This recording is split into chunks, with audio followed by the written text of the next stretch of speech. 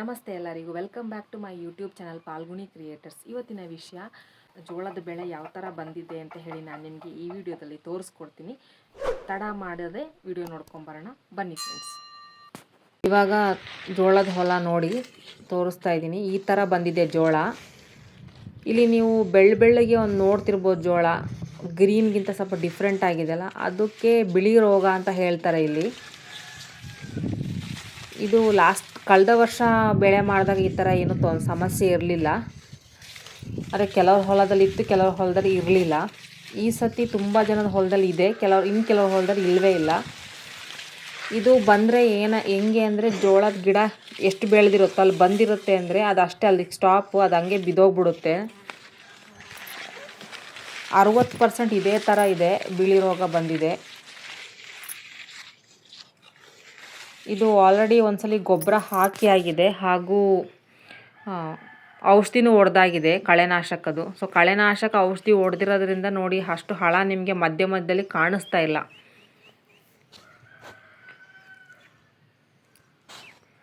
ಈ ಥರ ನೋಡಿ ತುಂಬ ಬಿಳಿ ರೋಗ ತುಂಬ ಇದೆ. ಈ ಥರ ಆದರೆ ಸ್ವಲ್ಪ ಕಷ್ಟ ಆಗುತ್ತೆ. ನೋಡಿ ಇವಾಗ ಕ್ಲಿಯರಾಗಿ ಕಾಣಿಸ್ತಾ ಇದೆ.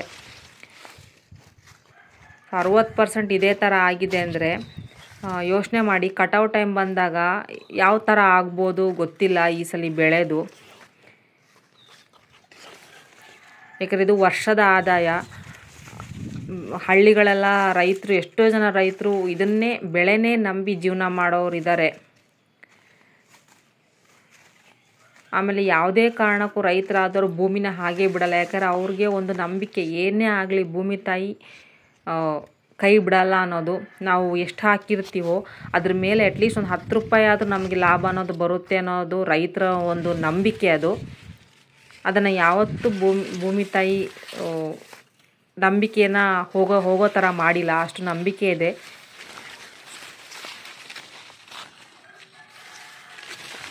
ಮತ್ತು ಇನ್ನೊಂದು ಬೇರೆ, ಕಳೆನಾಶಕೆಲ್ಲ ಹೊಡೆದ್ಮೇಲೆ ಹುಳಿನ ಔಷಧಿ ಕೂಡ ಮಿಕ್ಸ್ ಮಾಡಿ ಹೊಡೆದಿರೋದಲ್ವ.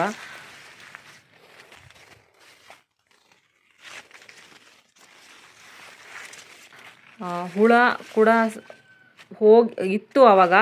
ಸೊ ಹುಳಿನ ಔಷಧಿ ಹೊಡೆದ್ಮೇಲೆ ಕಡಿಮೆ ಆಗುತ್ತೆ ಅಂದ್ಕೊಂಡ್ವಿ. ಸೊ ಕೆಲವೊಂದು ಹುಳ ಹಾಗೇ ಇದೆ. ಸೊ ಅದು ಮಳೆ ಸ್ವಲ್ಪ ಜೋರಾದರೆ ಅದ್ರ ಪಾಡಿಗೆ ಅದು ಹೋಗ್ಬಿಡುತ್ತೆ, ತೊಂದರೆ ಇಲ್ಲ. ಆದರೆ ಹುಳ ಜಾಸ್ತಿ ಆದರೆ ಮತ್ತೊಂದು ಸಲ ಹುಳಿನ ಔಷಧಿ ಹೊಡಿಬೇಕಾಗುತ್ತೆ.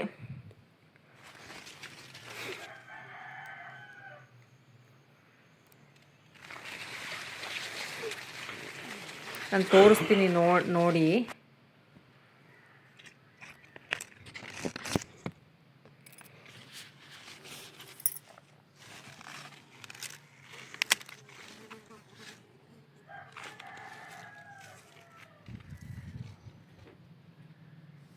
ಹುಳ ನೋಡಿ ಯಾವ ಥರ ತಿಂದು ಹಾಳು ಮಾಡಿದೆ ಅಂಥೇಳಿ ನೀವು ನೋಡ್ತಿರ್ಬೋದು.